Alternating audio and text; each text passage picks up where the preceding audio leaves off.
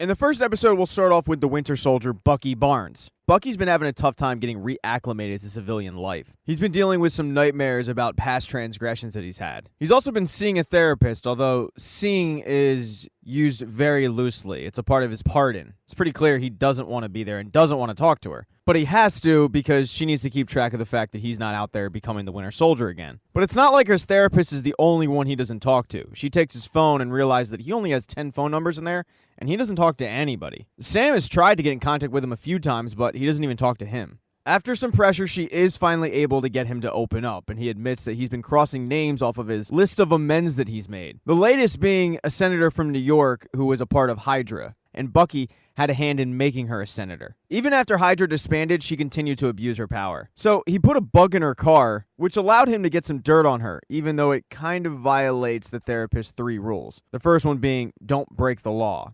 That kind of does that. Even if he's in a state where he's allowed to do that, he's not allowed to do what he did next, which is take control of the vehicle, locking both parties into it, and driving it around. He does it, though, as a public service because he gives the intel that he got from that and gave it to the police to convict her. Now, rule number 2 of the amends is not to hurt anybody. He didn't hurt anybody badly. He did kind of punch a guy. And the final rule of the amends is to let the person know that he's no longer the Winter Soldier, he's Bucky Barnes, and he's there to make amends. And he did all of that. But the issue for Bucky is the fact that he's been coming to these therapy sessions for so long that the therapist kind of knows him. And she can tell that he must have been having nightmares even though he continues to say he didn't. And it's just a bold-faced lie. The nightmare that he's been having is when he was acting as the Winter Soldier, he busted into a hotel and killed a bunch of people. But there was an innocent civilian who just so happened to be there and witness it all. He was an innocent bystander. And instead of letting him go, Bucky murdered the guy. But the more that she pressures him to tell her about the dream, the more he gets frustrated. And he has to remind her that he's getting reacclimated to just being a civilian. He's well over 90 years old, and for most of his life, he's simply been fighting. Other than that minor stay in Wakanda, he hasn't had a lot of downtime.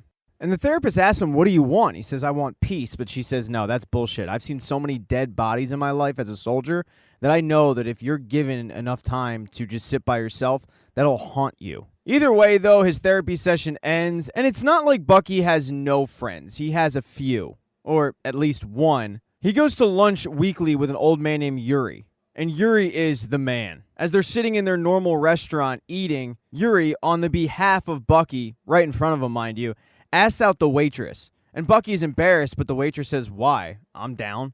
So they agree to meet the next night after her shift. But then suddenly Yuri gets really depressed because he sees Mochi and it reminds him of his son.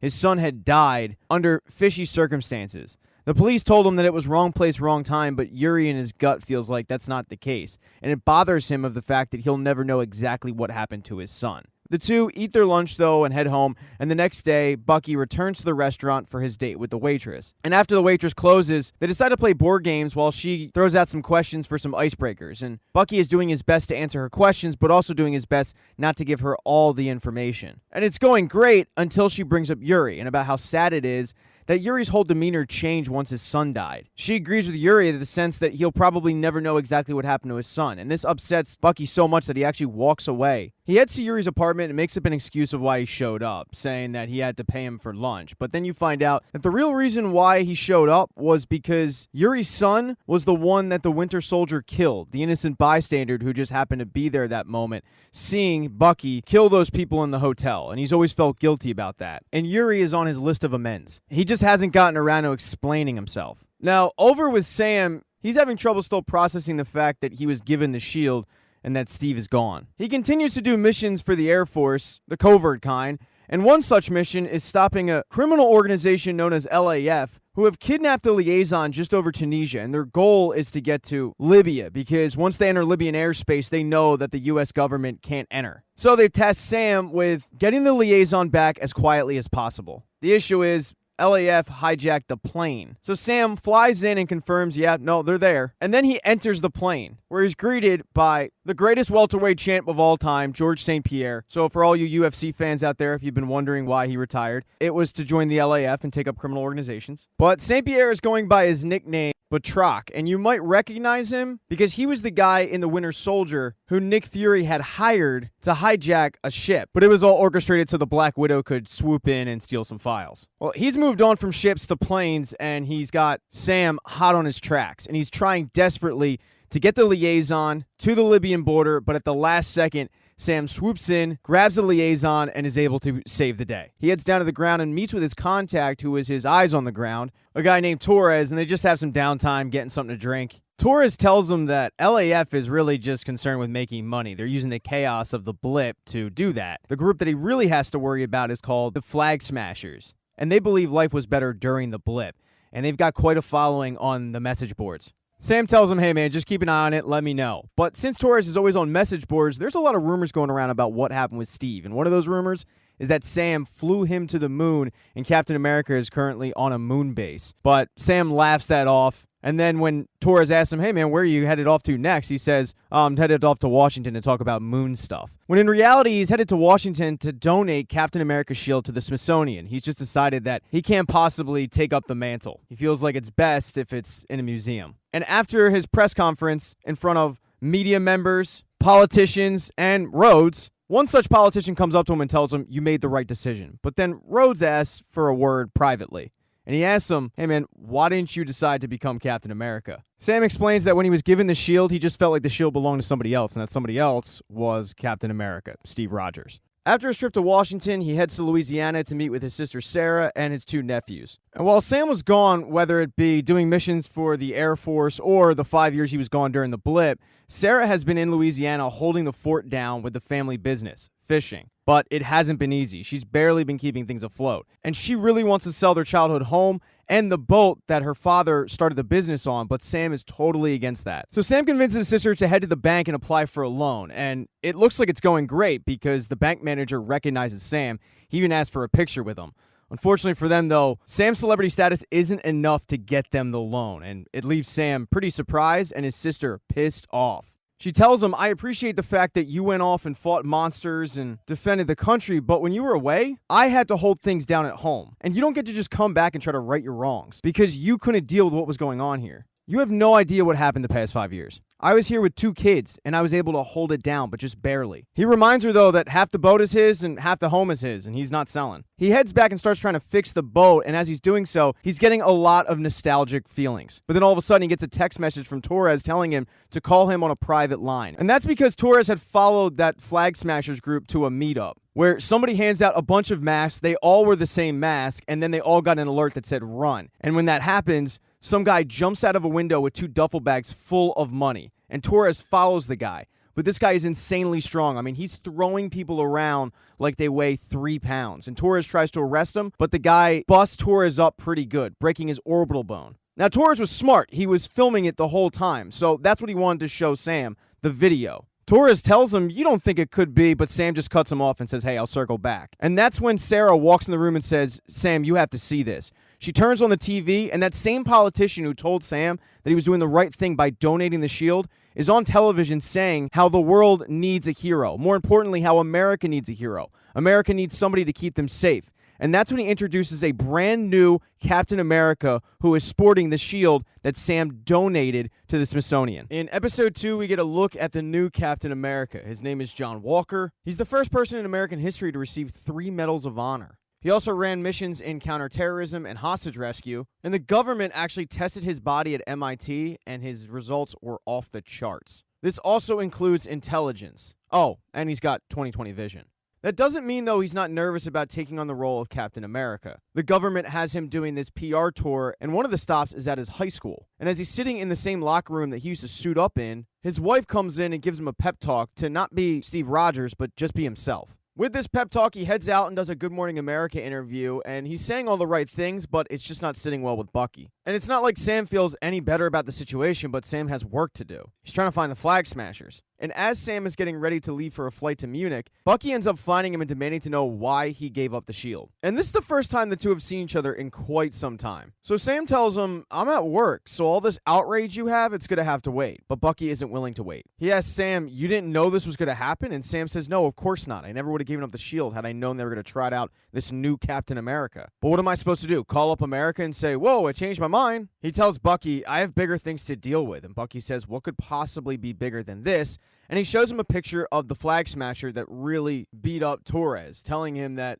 there's a new terrorist group out there called the Flag Smashers, and they're incredibly strong. And Red Wing was able to track them to this place outside of Munich. but Bucky's not ready to let Sam just hop on a plane and leave this conversation, so he goes along with. And this doesn't really sit well with Sam, so he's not willing to give Bucky really any information on what he's planning on doing, just hopping out of the plane. But since Bucky is the Winter Soldier, he does the same thing, although he has a slightly more difficult landing, something that Sam revels in. But eventually they make their way to this abandoned building right outside of Munich, and using Red Wing, they're able to see a few members of the Flag Smashers loading something into a truck. They don't know what it is, but Sam is willing to wait. Bucky, on the other hand, is not. Bucky tells Sam, "I have a vibranium arm. I can take those guys." And Sam says, "Yeah, well, I can fly, but it doesn't matter. We should wait. I want to see where they're headed." And using Red Wing's infrared technology, they realize that there's about 6 of them, but it looks like there's a hostage in one of the trucks. So as soon as the truck takes off, Sam flies off, and Bucky, well, he just runs after the truck. And he hops on the back of the first truck, opens it up, and radios to Sam that what they're transporting are vaccines. And that's when the hostage shows herself. But when Bucky asks, "Are you okay?" Bucky finds out the hard way that it's no hostage, it's a member of the Flag Smashers, because she kicks Bucky and he flies off, smashing into the truck that is trailing them. This leads into a fight with Bucky and Sam going up against the members of the Flag Smashers on the top of a moving truck, and they're getting their ass kicked.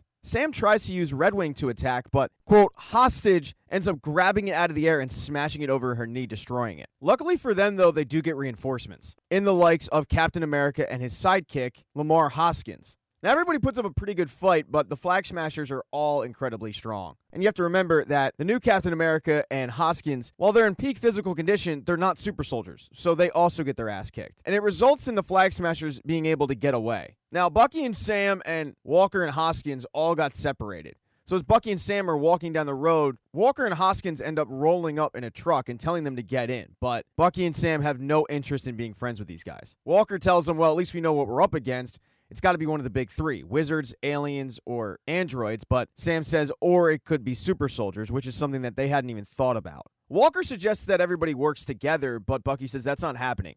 Just because you have that shield does not mean that you're Captain America. Walker is, however, able to get them in the truck by letting them know that the airport is 20 miles away. So Bucky and Sam hop in the back of the car, and they start talking about the Flag Smashers' mission. How they want to return the world back to how it was after the blip. Sam says, well, we need to figure out where they're going. I mean, how did you guys track them here? But Walker lets him know that they didn't track the Flag Smashers. They tracked Sam using Red Wing. And Sam feels violated, but they tell Sam, well, Red Wing is government technology and we're kind of the government. They then start having a conversation about the Global Repatriation Council, which is basically the council that's in charge of getting everybody who came back from the blip reacclimated with Social Security cards, getting them on Social Security, and putting them back in housing. This agency, by the way, is called the GRC, and they have a lot of resources. But in return, the new Captain America and Hoskins, who goes by Battlestar, by the way, keep things stable. And a terrorist organization isn't exactly the definition of stability. Walker once again suggests that the group team up, but Bucky just shoots him down immediately. And he actually hops out of the car once he finds out that Hoskins' name that he's going by is Battlestar. Sam is right behind him, and Walker tries to convince both of them to get back in the car by saying, hey, I get it. You didn't think the shield was going to end up with me, but I'm not trying to be Steve Rogers. I'm just trying to be the best Captain America that I can be. And it'd be a whole lot easier if I could have Cap's wingman by my side. But the whole wingman thing really pisses off Sam, so he hops out, and Bucky and him head back to the States on a plane. And as they're flying home, Bucky just says, well, we should just steal the shield. But Sam reminds him, we can't just beat this guy up and take the shield. Do you remember the last time we tried that? Me and Steve were on the run for 2 years when we stole the shield. But it's not like Bucky is out of ideas. He tells Sam that there is somebody that they should meet. And they head to Baltimore, but not the Inner Harbor section of Baltimore, more like the Wire section of Baltimore. And they knock on a door, and when a kid answers, Bucky asks for a guy named Isaiah, but the kid tells him, no one here lives by that name. So Bucky says, tell him that the guy from the bar in Goyang is here. He'll know who that is. And that works. The kid lets him in. But it's not like Isaiah is thrilled to see Bucky. Isaiah is an old man who's living with a lot of anger. And that's because Isaiah was done dirty. After introducing the two, Bucky informs Sam that Isaiah was one of those people that Hydra feared, just like Steve. And Bucky met Isaiah back in 1951 when Isaiah kicked the crap out of him. Isaiah picks up the story saying that the U.S. government was after Bucky, but everybody they sent never came back, so they sent Isaiah. And it was actually Isaiah who took half of Bucky's arm. But he tells him that the only reason he let him in the house was because he wanted to see if he got the arm back or if he was there to kill him. And Bucky tells him, Isaiah, I'm no killer anymore. But Isaiah laughs that off, saying you can't just wake up and decide who you are. Bucky, reading the room, decides to get to the point of his visit, saying, Isaiah, there's more people like me and you out there, and we need to know how. But Isaiah gets really angry, saying, I'm not going to tell you how. And then he grabs something on the table and throws it, and you realize that Isaiah is a super soldier, just like Cap, just like Bucky, and just like those flag smashers. He screams at Bucky, do you have any idea what they did to me for being a hero? They locked my ass up for 30 years. They ran tests, they took my blood. Hell, even your people weren't done with me, and his people meaning Hydra. He then kicks them out of the house, but he's not the only one at this point who's pissed off, because Sam can't believe that there was a black super soldier back in the 50s and nobody knew about it. And that includes, by the way, Steve Rogers. He had no idea. And as the two are discussing this, the Baltimore Police Department drives up on them. But they don't start questioning both Sam and Bucky. It's more of questioning Sam, asking for his ID, asking if Bucky is okay. Total racial profiling. Although they're pretty embarrassed when they realize who the two are. They do, however, have to run their names just as a formality, and they find out that there's a warrant out for Bucky's arrest because he skipped his court-ordered therapy session. So Bucky ends up getting arrested, although he's not in prison for long. And as Sam is waiting for him to get released, Dr. Rayner walks in and introduces herself to Sam, saying, I've heard a lot about you. And Sam thanks her for helping get Bucky out, but she wasn't the only person that had a hand in it, because John Walker is also there, and he probably played the biggest role in getting Bucky out. And Walker and Rayner actually know each other. They used to work missions, so they have a pretty good working relationship, but Rayner gets annoyed when Walker tells her this strict, stipulated therapy session with Bucky, it's no longer going to be a thing, because Bucky's way too important to us. And Rayner feels like the two aren't done their work, but Captain America trumps her. She's not about to let Bucky, though, just walk out the front door, demanding that they have a therapy session right then and there, but also demanding that Sam come with. And it's pretty contentious because neither of them want to talk. But eventually, after some squabbling, Bucky once again demands to know why Sam gave up the shield, yelling at Sam that Steve trusted him. And if Steve was wrong about Sam, then that means that Steve could be wrong about Bucky too. And this annoys Sam because he feels like no one realizes he did what he thought was right. Sam, though, is tired of this therapy session and turns to Rayner and says, I'm willing to squash this right now. Let's just go, finish this mission, and then we'll go our separate ways.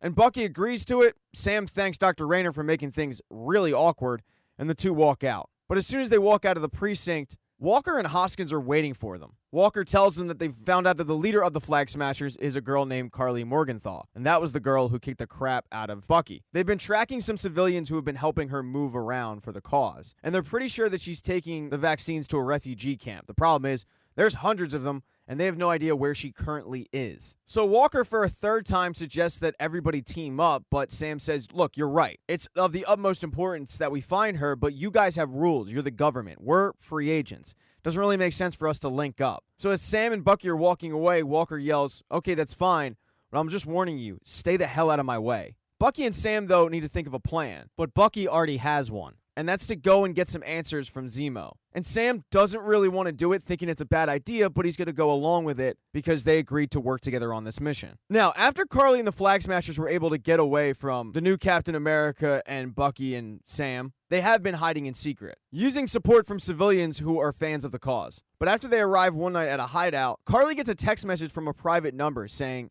you took something that was mine. I'm going to find you and kill you. That's not the only issue that Carly has, though, because a quick search on Interpol shows that the government has put all their pictures up, so they can't stay in that location for long. Because of all this, Carly needs to make sure that everybody that's currently there is with them. She tells everybody that we can't let the same people who were in charge after the blip win. The GRC cares more about the people who came back than the people who never left. We were able to get a glimpse of how things could be. So I need to know that you guys are all committed, because after tomorrow, there's no turning back. And they all agree to stand by her, chanting one world, one people. But the next night, as they're loading the vaccines onto an airplane, their intelligence guy finds out that the cops are hot on their trail, and they only have a few minutes. So one of Carly's guys, who she's pretty close with, tells her that he's willing to hold them off so that they're able to get away. And he's able to do that, but he ends up losing his life in the process. And Carly watches it all go down as her and the vaccines fly off into the night. In episode 3, Bucky and Sam head to that German prison where Zemo is being held, and Bucky tells Sam to hold back because Zemo isn't a huge fan of the Avengers. He feels like he should just take this himself.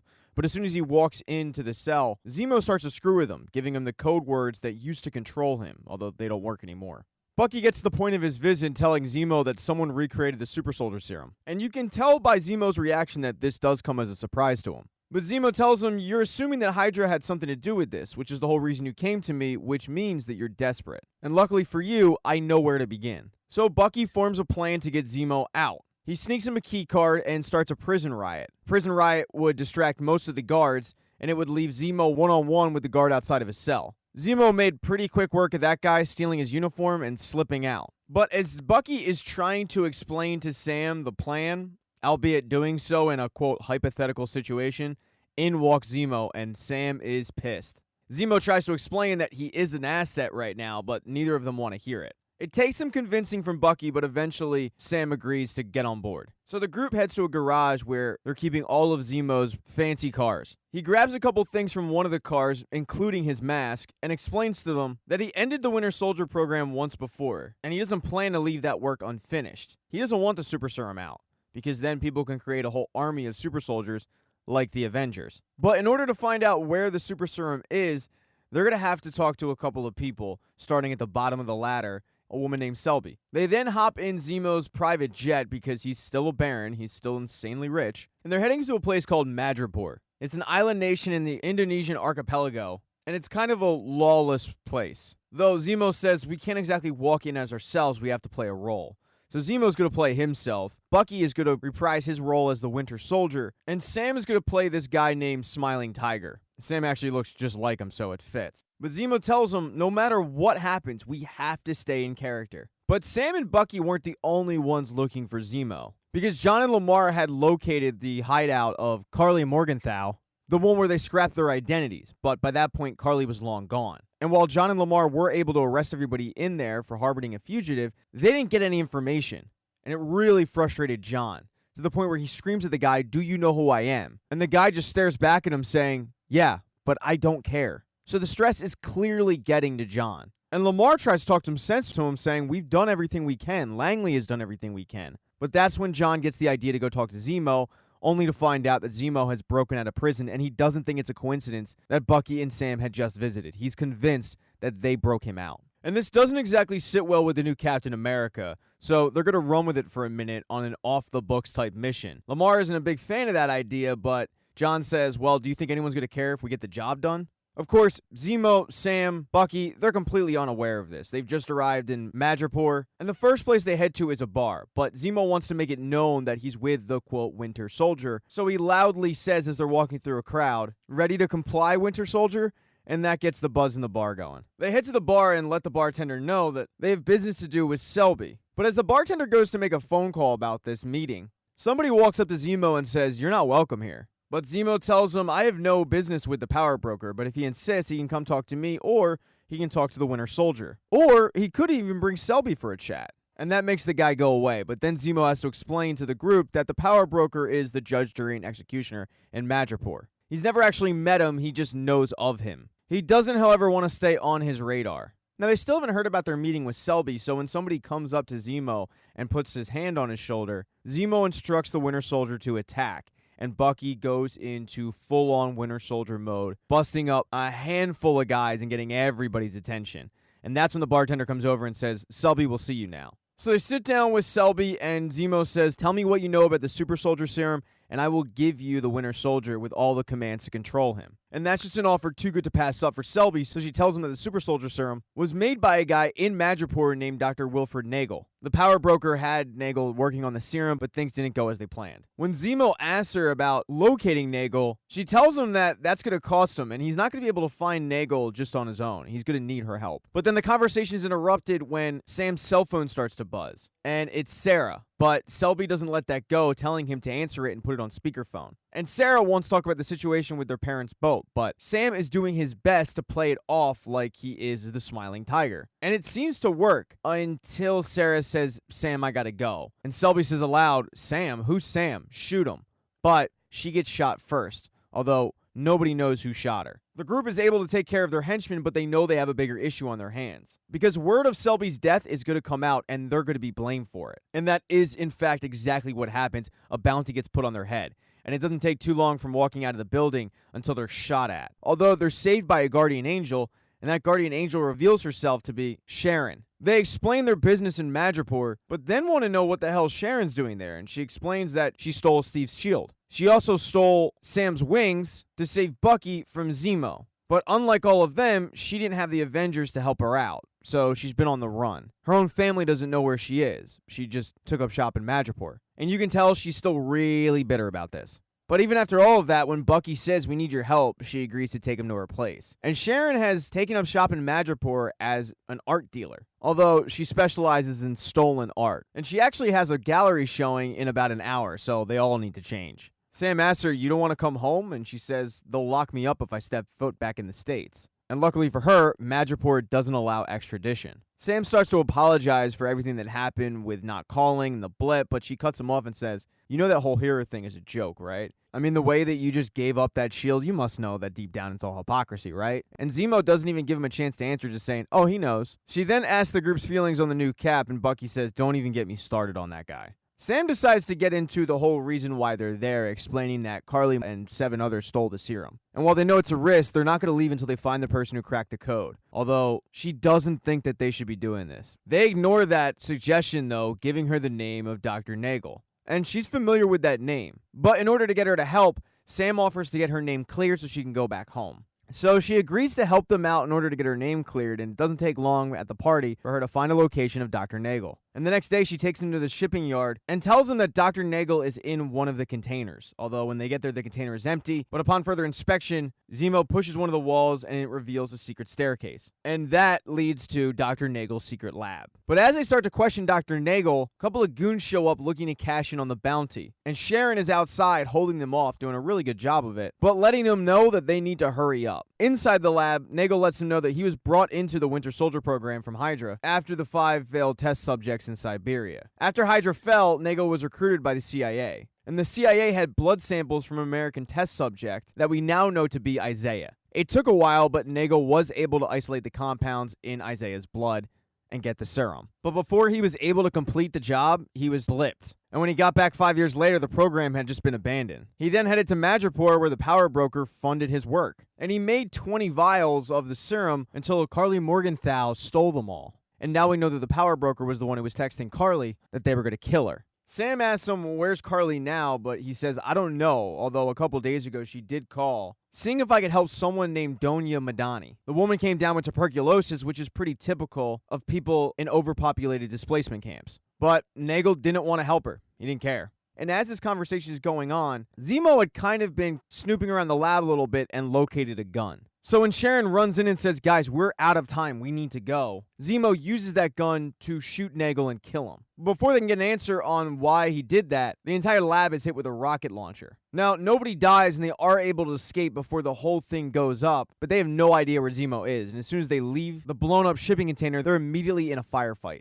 Although they're saved by Zemo. He puts on his mask, takes out all of the guys that are shooting at the group, and even finds a car. And Sam wants to arrest him on the spot, sending him back to prison, but Bucky lets him know, we kind of need him to find Carly. Sam asks Sharon to come with, but she says, no, remember, I can't. Just get me that pardon. Then the group heads off. But as soon as they leave, Sharon gets in a car that's waiting for her and tells the driver, we have a big problem. I'll tell you in the car. Let's go.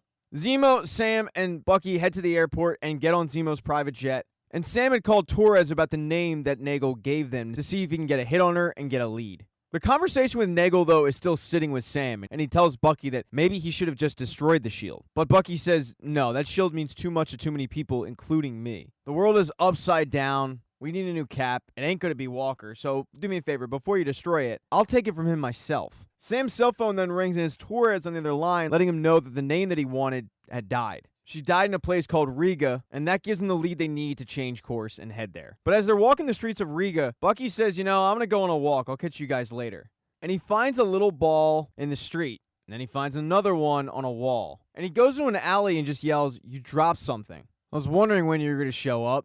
And when he turns around, it's Ao standing there saying, I'm here for Zemo. Now, we haven't talked about Carly very much. She was indeed in Riga at one of those displacement camps. But she was at the bedside of Madani when she passed away, and Carly was really broken up about it. The group was there, though, on a mission. Shortly after Madani died, they were doing recon outside of the GRC supply depot, where one of Carly's guys let her know, we don't have to do this now, you can mourn, but Carly wasn't listening to that. They then have a conversation about what they were planning on doing before the blip, going to the military, becoming a teacher. But Carly says after everybody returned and then they got put on the street, Madripoor was the only place that had something for her. They then have a conversation about how scared they were when they first took the serum, about how their veins were on fire. Carly even prayed that it would kill her, but now she looks at it and says it was all worth it, because now the world is hers. There is an elephant in the room, though, and he tells her that the power broker is going to catch up with him eventually. But she says, no, that's not a problem, because she had gotten word that Nagel was killed in Madripoor, which means that they have the last of the serum. Without Dr. Nagel, the power broker is going to be forced to come beg them. That night, though, their plan goes into effect when they raid the supply depot. They tie up all the guards, they steal all the food, and when one of the guards said something flippant, Carly says to him, you had this stuff sitting here for 6 months. We're trying to survive out here. And then she closed the door. She hops in the car with the same guy and tells him, put your seatbelt on now. And then all of a sudden, an explosion goes off because there was a car bomb right next to the building. And the guy is kind of horrified, saying, there were people in there. But Carly says this was the only language that those people understand. In episode 4, Ayo can't believe that Bucky has let Zemo out after everything that he did to the Wakandan king. Bucky tries to explain that Zemo is nothing more than a means to an end. And because she has so much respect for Bucky, she gives him 8 hours with Zemo, but says after that, we're coming for him. So Bucky heads to Zemo's hideout, where he alerts them that the Wakandans are there and they're coming for him. Sam gets a text on his phone, however, alerting him to the GRC bombing that Carly orchestrated. And Zemo says she's getting worse. Sam makes mention that Carly's just a kid, but Zemo says you're seeing something in her that isn't there. You're clouded by this. She's a supremacist. That warped aspiration led to Nazis, to Ultron, and to the Avengers, which Sam takes offense to because they're his friends. Zemo says that anyone with the serum is on the path to supremacy. And Carly is no different. She's going to escalate until either Sam gets killed or Sam kills her. But Sam feels like there's got to be a peaceful way to resolve all this, even if Carly has truly been radicalized. Bucky points out, though, that Steve is a prime example of somebody who wasn't corrupted by the serum. And Zemo says that is true, but there's never been another Steve Rogers. They then discuss why they're there, because of Danya Madoni. And if she passed away, Sam points out there's got to be a funeral for her. And Carly, because she's so close with her, is probably going to be there. Now they just have to find out where that funeral is. So they head to the refugee camp, and they all split up trying to find out where Danya Madoni's funeral is. Although nobody wants to talk to Sam and Bucky. Sam finds out why when a guy tells him that even though he's aware of who he is, he doesn't trust him. He takes offense when Sam calls it a refugee camp because he says, we have nothing to seek refuge from. We're internationally displaced persons, for what it's worth, and we don't trust outsiders, and that includes an Avenger. So those two struck out. Zemo, on the other hand, went a different route, bribing children with candy and finding out exactly where Danya Madoni's funeral is being held. He, however, is going to keep the location a secret, so he has leverage. When they get back to Zemo's place, Sam makes the case of why Carly is so popular, saying that she's the only one that's fighting for these displaced people. For 5 years, people were welcomed into all sorts of countries because there were houses, there were jobs, but then all of a sudden, people came back from the blip, and all those people were displaced. Suddenly, the world went from working together to being just as it was before. And to all of those people, Carly is fighting for them. And she's different than people like Zemo because she's fighting for a different cause. Because Zemo is holding this information about the funeral hostage, Sam wants another pair of eyes on it. So he calls up Sharon and asks her to use a satellite and just keep eyes on the camp so they're not going into this thing blind. Right before he hangs up, though, Sharon lets him know that the power broker was not happy when Nagel was killed, because he killed the only guy that knew how to make that serum. And if Carly gets away, the serum is pretty much gone for good. She warns him that Madripoor is about to get real nasty. And Carly has hidden the serum in a cemetery. She's planning on making more super soldiers with them. But she is conflicted on if she's doing the right thing or not. So it's not like she doesn't have a conscience. But before she makes more super soldiers, she wants to pay her respects to Madoni. Bucky, Zemo, and Sam, however, are looking for her. And as they're walking the streets, they're approached by Walker and Hoskins. And Walker is not happy. He starts getting real confrontational with them. And Zemo calms him down by saying, I know where Carly is. So they start walking with Zemo leading the way, and Sam tells Walker, I want to talk to her alone. And Walker tells him no. Hoskins takes a more subtle approach, just telling Sam that she can kill him with one punch. But this is what Sam did. He used to counsel soldiers that were dealing with trauma. So the way he figures it, if he goes in there hot, more people could die. He might as well try to reason with her because she's in a fragile state with someone who's close to her having just died. So when they get to the funeral, which is being held in a warehouse, Walker is nice enough to give him 10 minutes alone with Carly until he busts up the party. And as Carly is giving a eulogy, Sam makes sure that he's seen by Carly, but doesn't make a scene. And once everybody clears out, the two are able to talk. He tells Carly, this doesn't have to be a war, but she says, they started the war when they kicked us out into the streets. People all around the world need me, millions of them. And Sam says, I understand your frustration. I understand that you think you're making the world a better place, but it's not a better place if you're killing people. Sam knows that she has more serum, and she admits as much, and he says, well, are you going to increase your army? Because you're killing innocent people. But she says, they're not innocent. They're roadblocks in my journey, and I would kill them again if I had to. And as soon as she says that, she knows how bad that sounded. She says, the people that I'm fighting are trying to take your home. Why are you here instead of helping me fight them? And Sam gets up and says, my sister's waiting for that exact same answer. But all I can tell you is I'm not your enemy. I agree with your fight. I just can't get behind the way you're fighting this. And then he points to Madoni and says, I'm sure she wouldn't agree with it either. It seems like Sam is making real headway until John Walker comes bursting through trying to arrest Carly. And Carly feels like she just got double-crossed by Sam. So she takes off. Another person that's able to get away, by the way, is Zemo. He once again escaped. It's kind of his thing. But he ends up running into Carly as she's trying to exit the building. And he starts shooting at her, hitting her in the stomach. And when he does that, all of the vials of serum spill out on the ground. And she's too compromised to actually grab them. It's a decision she has to make. Grab the vials and die or get away. She chooses to get away, and Zemo chooses to step on all of them. All but one. Because Walker ends up finding him, knocking him out, and finding that last bottle of serum. He doesn't inject himself, he just puts it in his pocket and saves it for later. With no serum and knowing that Walker and Sam and Bucky are hot on her heels, Carly meets with her group, and she's talking about what their next plan should be when she gets a text from the power broker. It's another warning from the power broker that if she doesn't give the serum back, she's going to die. One of Carly's underlings says, we can't fight two wars at the same time and win. And Carly tells him, don't worry, I'll deal with the power broker when the time comes. And as for the other group, we'll just separate them. And then we kill Captain America. Now, Bucky, Sam, and Zemo went back to Zemo's place. They don't really want to hang out with Walker and Hoskins. And Zemo once again is pleading the case to Sam that Carly isn't going to change. She needs to be dealt with. She can't be reasoned with. He starts putting all super soldiers down, and Sam reminds him, we're working with one of those guys, a guy named Bucky. Zemo, blood isn't always the solution. At that moment, speak of the devil, Bucky walks in. And he says to both of them something's not right about Walker. And he's right about that. The stress of being Captain America is really getting to him. He's very unlike Steve Rogers, kind of on a power trip. And you see that when he busts open the door and demands that they take Zemo back to prison. But Sam isn't willing to do that, saying Zemo was more valuable to us today than either of you. Now, John Walker goes from Gordy Gohart to Tommy Toughnuts, getting in Sam's face and saying, how do you want this to go? Do you want me to put down the shield and make it a fair fight? And he does that, putting the shield down. But then all of a sudden, a spear whizzes past his head because Ao and the rest of the Dora Milaje are also there to get Zemo. And they're not there to become friends with John Walker, who doesn't really take them all that serious. That is, until they kick the ever-loving crap out of him. They really bust him and Hoskins up. And Bucky and Sam are loving it to a point. Bucky tries to intervene, but Ao actually ends up disabling his arm, which he didn't even know could happen. But while the fight was going on, Zemo once again is able to escape. And once the Dora Milaje realize that he's gone, they also take off. But this is a big wake-up call to Walker, because these people were not super soldiers. They were just regular people from Wakanda, and they beat the brakes off of them. So after this humbling experience, he grabs a drink with Hoskins, and they're talking about all they did to get those medals and how it wasn't really that honorable. But the conversation then goes to the serum. Hoskins is unaware that Walker has it, and Walker poses the hypothetical question that if Hoskins could take the serum, would he? And Hoskins says, yeah, of course.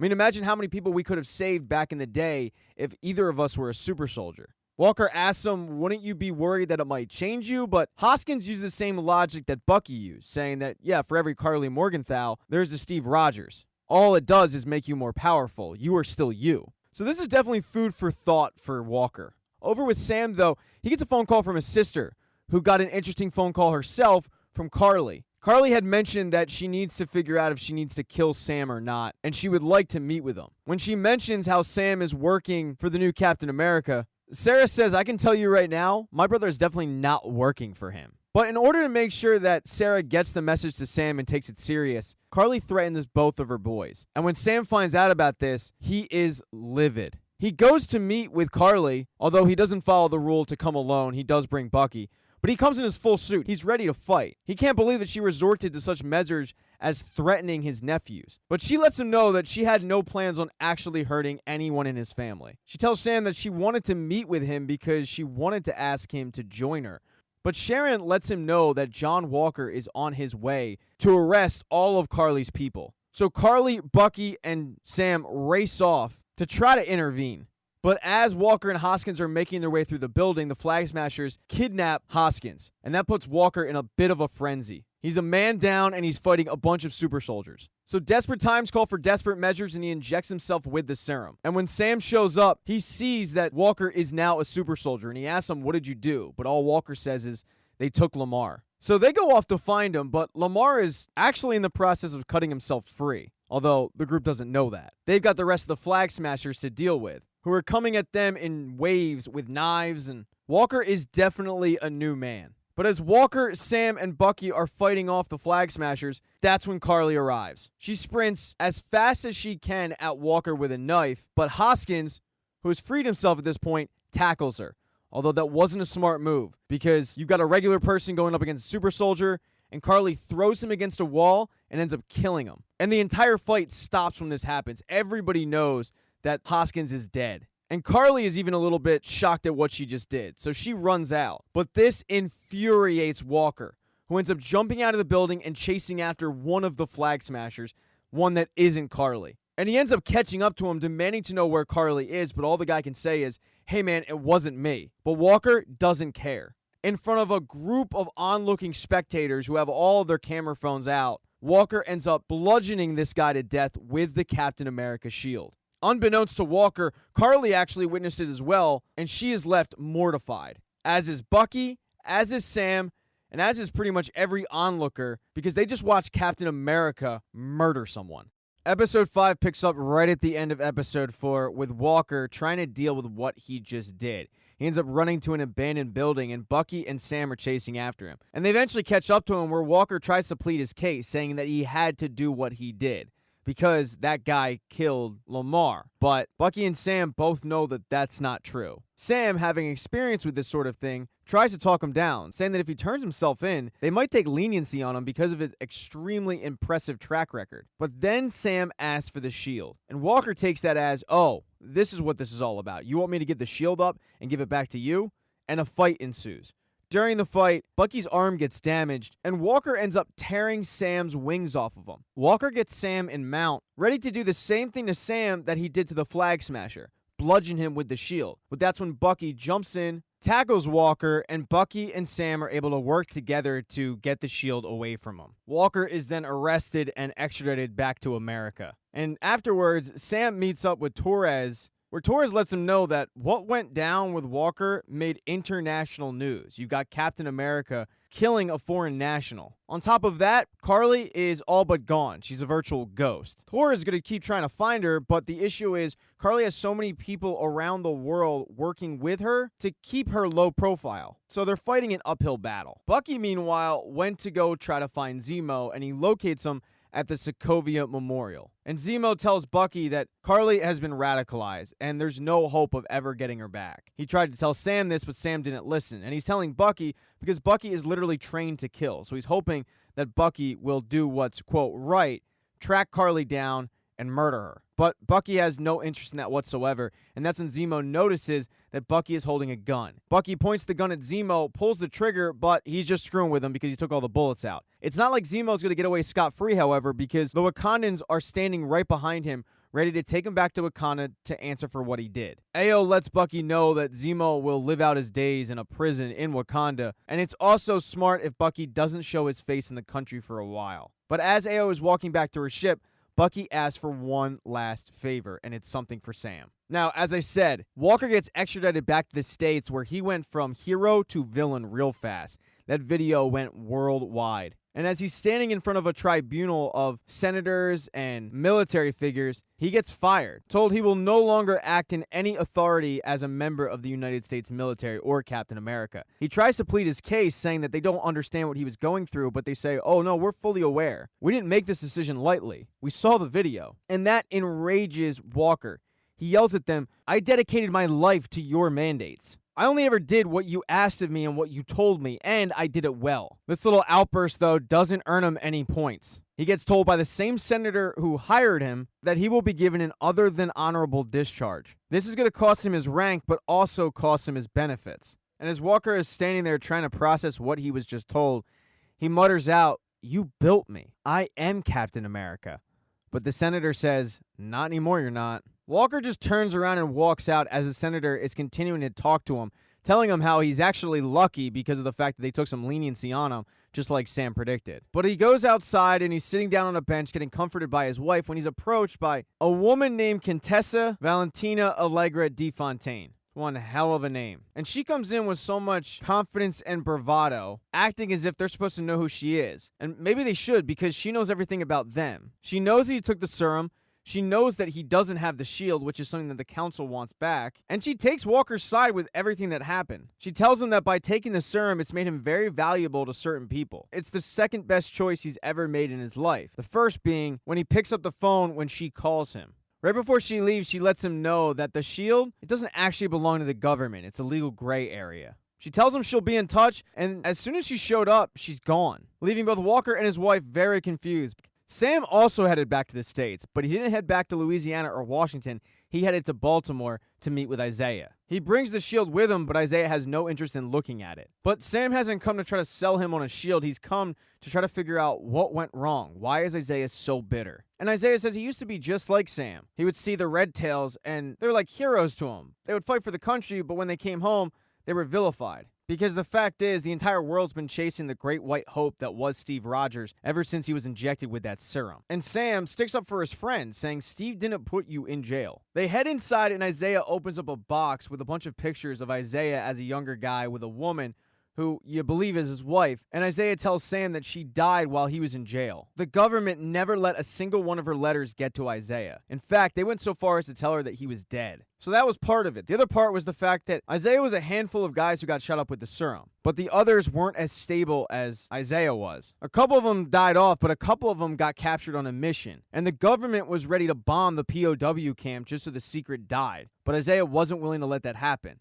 In the middle of the night, he snuck out and saved them. But instead of getting commended for this, he got arrested and experimented on by the government to try to figure out why the serum took with him, but not with the others. Isaiah was only saved when a nurse took pity on him, wrote up some reports that he actually died, gave him the box full of letters, and sent him on his way. So as far as the government's concerned, he's actually dead. And this betrayal by his country, the fact that he wasn't able to say goodbye to the woman he loved, has made Isaiah bitter to this day. And Sam wants to do something. He wants to help, but Isaiah says, no, leave me dead. He's convinced that if he were to be, quote, brought back, he'd be dead within a day.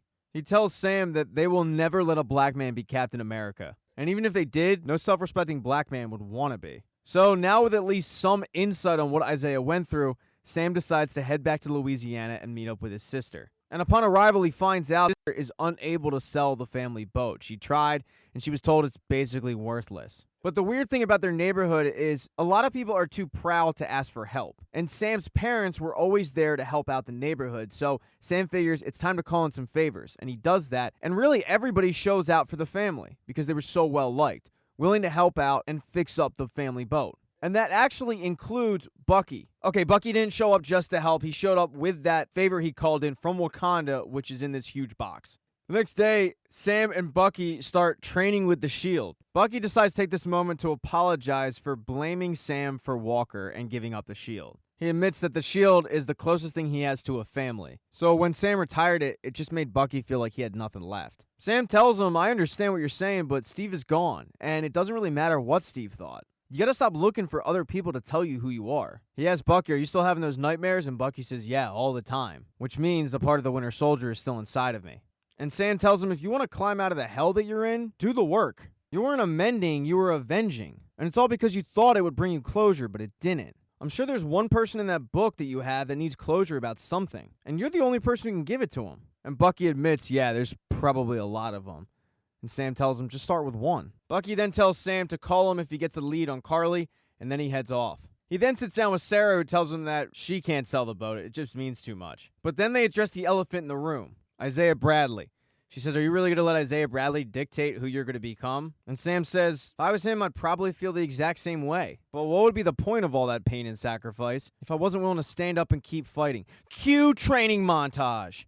Starts off, Sam's having trouble catching the shield. Within about 47 seconds, Sam can catch the shield. But while Sam was training, Carly was on her way to New York City. She's there because the GRC are meeting. She doesn't want to let that meeting take place. And her second command asks, what are we doing here? And she says, well, I got some help to even the odds out. And that's when Batroc shows up. Because Batroc was freed from that Algerian prison by Sharon, who tells him, I have another job for you, and you're going to want to take it, and I'll pay you double. And that job is to deliver some explosives to Carly. The story he's going with, though, is he wants payback on the Green Falcon. It's a win-win for both sides. Carly gets revenge. This guy's going to get payback. Friends helping friends. And Carly then puts out a ping where a bunch of people in the park receive it on their phone, signifying how much support they really have. But Batroc says, I'm not here to be a part of your movement. I'm only here to kill the Falcon. And Carly promises you will get your chance. But first, the GRC meeting. They're meeting because of something called the Patch Act, which would move 20,000 refugees back to the country they came from.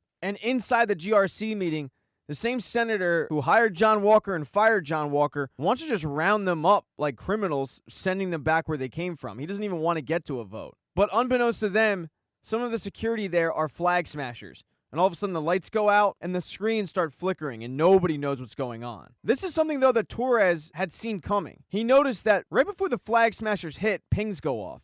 And they recently got a ping in New York City. So this could help them figure out Carly's next move. Sam then decides it would be a good time to open up that box that Bucky brought him when he called in that favor from Wakanda. And he opens it up, but we don't see what's inside of it. And finally, Walker decided to go pay a visit to Lamar's family, telling him that he did what he needed to do, and if they ever need anything, he'll be there. But he's not willing to give up the shield just yet. And just like Iron Man, he goes into a workshop and basically creates his own Captain America shield. Like a dude going to Comic-Con. It's quite adorable.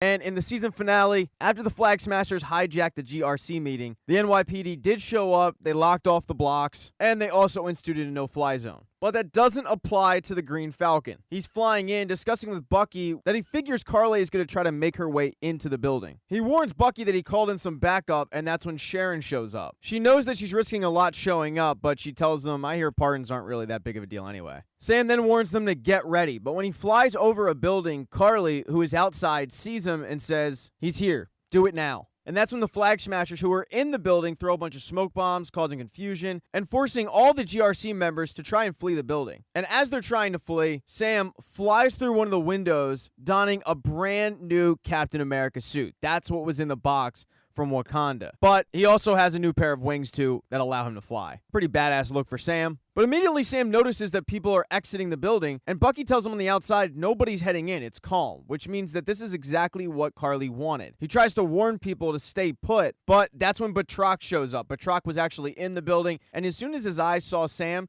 he went into action trying to get revenge. So Sam lets Bucky and Sharon know, you guys are going to have to do something. Don't let them out of the building. So both Bucky and Sharon split up, making sure that the Flag Smashers don't get away. And the fight with Batroc lasts a little bit, but eventually Sam is able to get loose and fly out of there just like he came in.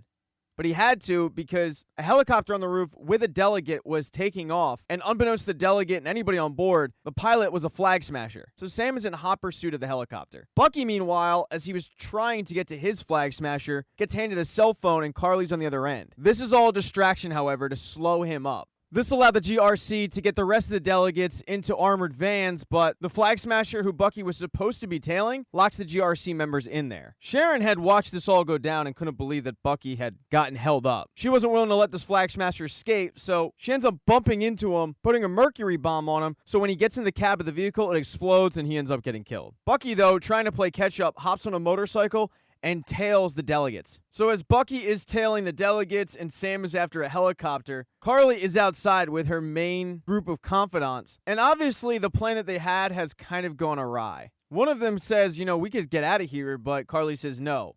Diego's in the air. The trucks are almost here. I mean, worst case scenario, we kill the hostages. And everybody kind of looks at her like, that's a bit extreme. Because the original plan was to use the hostages to negotiate. But Carly figures by killing them, the message still gets out anyway. When she tries to do the rallying cry of one world, one people, doesn't exactly get the most enthusiastic response back. She's starting to have some doubters in her own ranks. Now, up in the sky, the pilot is shooting at Sam every chance he gets when Sam gets close by to the copter. So Sam has Red Wing use its abilities to scan everybody inside and see if there's a pilot, and in fact there is. Sam is able to also direct Red Wing to text the woman, telling her to put her earbuds in so that Sam can talk to her. Sam explains that he's going to try to take the pilot out, but once he does, she has to immediately jump into the cockpit and land the chopper. So Sam, using the Captain America shield, ends up ricocheting it off the guy's skull. He ends up falling out of the copter into the Hudson River, and the delegate does as she was directed, hops in the front seat. They end up landing the plane. Everybody's safe. Now, with the delegates that Bucky was chasing, well, they get stopped at a roadblock that was set up by the Flag Smashers. The drivers in these vans weren't a part of the Flag Smashers. So when they stop, Flag Smashers pop out and carjack them.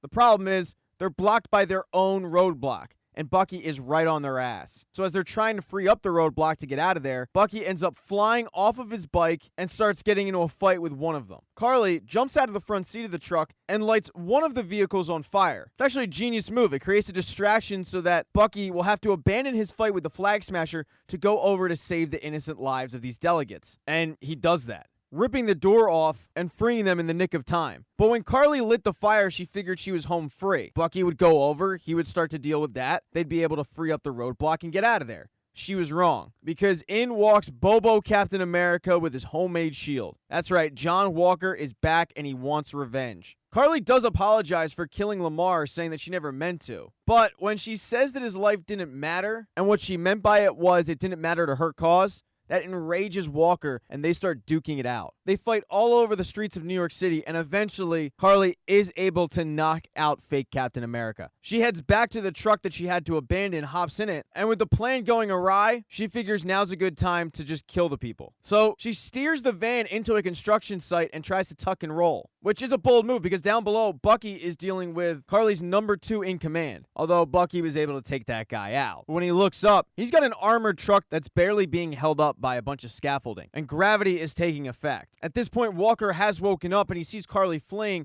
but then he remembers why he took this job in the first place. Not for revenge, but to be a good guy. So right as the armored truck is about to fall, it starts being pulled back by John Walker. The Flag Smashers, though, see him pulling it back, and they jump into action, taking him away from the truck and trying to kill the delegates. Although they failed twice, because at this point, Sam has also shown up, and he, using the jetpack on his back, is able to save everybody. When Sam gets to the ground, he's squared off with Carly and her goons, and Carly can't believe that Sam has taken up the shield. But then all of a sudden, they're all engulfed by smoke bombs, and that's because Batroc is firing them at their feet. Although Sam has infrared technology in those fancy goggles and can see where they're going, so they chase after them. And Carly and her group head into a building but split up, so that's what Sam and his group do. But as Carly is slowly making her way through the building trying to get out of there, Sharon pops out with a gun pointed at her and tells her to drop her weapon, although Carly's got a gun pointed at her as well. It's just a standoff. And that's when Sharon reveals herself as the power broker. She tells Carly that she's disappointed in her for betraying her, but Carly says, "You wanted to control a world that hurt you. I wanted to change it. I didn't care about the power. You did." Sharon, though, offers to take her back in, telling Carly that she should still work for her. But Carly points out if the power broker doesn't have super soldiers, then what does the power broker really have? And that's when Batroc shows up. Now, at this point, Batroc has not actually met the power broker, so this is the first time that he's seeing what she looks like. And Carly's figuring out that Sharon had hired Batroc to spy on her. Batroc, though, is sick of hearing this conversation and demands that Sharon now pay him 4 times what she was going to, or he's going to tell the world who she is. Sharon, though, isn't about that blackmail life, shoots Batroc, but as she shoots Batroc, she gets shot by Carly. Now, Sharon's wounded, but she's not dead. And the gunshots alerted Sam to their location. So he shows up, tries to talk Carly down, but it doesn't work. Carly is still dead set on shooting Sharon. And Sam has to use his jetpack to fly over and stop her. Carly wants to make Sam pay, but Sam is not willing to fight her. Refusing, in fact. And that's a bold strategy to take against a super soldier. It eventually does not pay off for him, because Carly ends up being too much of a match for a guy that won't fight back, and she has Sam on the ground at gunpoint, and right before she's about to pull the trigger, Sharon shoots her, injuring her really, really bad. Sam runs over to see if she's okay, but all that Carly can say is, "I'm sorry." And then she closes her eyes and dies. As for Bucky and Walker, well, they finally teamed up, and they used the Flag Smashers app, which can be found in the App Store for both iPhones and Androids, and they tricked the remaining members of the Flag Smashers into meeting them up where they're surrounded by the NYPD and subsequently arrested. So they're waiting around when Sam flies in with Carly's dead body and puts it on a gurney, seeing if maybe they can revive her, but it looks like it's too late. Sam is being besieged by the media to find out who named him Captain America. Well, in fact, he named himself Captain America. And he walks over to the GRC delegates who thank him for all that he's done, but do tell him, "We'll take care of the terrorists now." And that's when Sam goes into diplomat mode, trying to get them to understand why Carly did this in the first place. It's because of the fact that they were closing the borders and sending people back to where they came from. Through this whole ordeal, they were finally able to see what it's like to feel helpless. They weren't in control of their own lives, and that is exactly what the GRC is doing to millions and millions of people. So Sam begs them to reconsider and actually think about what they're doing. The fact is, they have as much power as an insane god or a misguided teenager. The question is, how do they plan to use it? And believe it or not, this speech, which was televised and seen by guys like Isaiah, ends up changing the GRC's mind and policies. Sam then walks over to both Bucky and Sharon apologizes for how things went down with Carly, and Sam tells her, "Hey, don't worry, I didn't forget my promise." Sam then gets word, though, that the Flag Smasher that he knocked out of the helicopter that fell in the Hudson is injured but not dead, and Sam flies off to take care of it. As for the Flag Smashers who did survive, well, they were put in an armored vehicle that was eventually blown up by Zemo's Alfred, if you will, his butler. Zemo, who is sitting in a maximum security prison at a place called The Raft, had ordered it as payback. And word of this explosion reaches the media, including Zemo, but also Valentina Allegra de Fontaine, who is standing in a room with Walker's wife. It looks like the same room that Walker was fired in, and she yells to Walker that Zemo got his revenge. She yells at Walker that he needs to come out, and when he finally does, he's wearing a suit that mirrors his Captain America suit. The only difference is it's black. Fontaine tells him that things are about to get weird, and when they do, they're not going to need a Captain America. They're going to need a U.S. agent, which of course will be Walker. She then tells him to keep his phone on and walks out, and Walker and his wife celebrate the fact that he's, quote, back. Bucky decided to finally make amends with Yuri. He headed to his apartment and told him that his son was murdered and it was by him. It's extremely hard for Bucky to do this, but it does give Yuri closure. Bucky then crosses off Yuri's name in his book, and at his next therapy session, he shows up a little bit early and leaves Dr. Rayner a present, which is the book, thanking her for her time, but it doesn't seem like he'll ever show up again. Now, Sam wanted the approval of Isaiah, so he headed to Baltimore. And it seemed like the public had accepted the fact that there is a black Captain America. Isaiah does tell Sam that he is special, but he warns him, as the black Captain America, the fight that he's taking on is not going to be easy. And Sam says, "I might fail, I might even die, but we built this country and bled for it, and I'm not going to let anybody tell me that I can't fight for it." He then tells Isaiah and his grandson to wash up, because there's something he wants to show him. And he takes him into the Captain America exhibit at the Smithsonian, where Sam has gotten a new wing put in, and it's all dedicated to Isaiah Bradley. Isaiah cannot believe what he's looking at, a statue of himself, and Sam tells him, "This is so everybody remembers what you did, and so nobody will forget who you are." And Isaiah, who is crying, gives Sam a giant hug. And Sam was a man of his word. He was able to get Sharon a pardon. It's actually the senator who took the shield, hired Walker. Yeah, that guy's an idiot. Because not only does he pardon Sharon, but he gives her old job back, which had very high clearance levels. So as soon as Sharon leaves the pardoning, the first thing she does is get on the phone with somebody and say, "Start lining up the buyers. Super soldiers might be off the menu, but we're about to get full access to the government secrets, the prototypes, weapons, you name it." So she has giant plans. Of course, Bucky, Sam, they have no idea that their friend is the power broker. They head back to Louisiana and just chill. And that is how the Falcon and the Winter Soldier ends. Thank you so much for watching this recap. Please consider subscribing to the channel. If you like these videos, hit thumbs up. If you thought they sucked, hit thumbs down. Please be nice in the comments section. I personally don't really read the comments because it's usually a cesspool, but, just be nice. You don't have to be rude. And consider sharing this to your social media platforms. I hear MySpace is really making a comeback.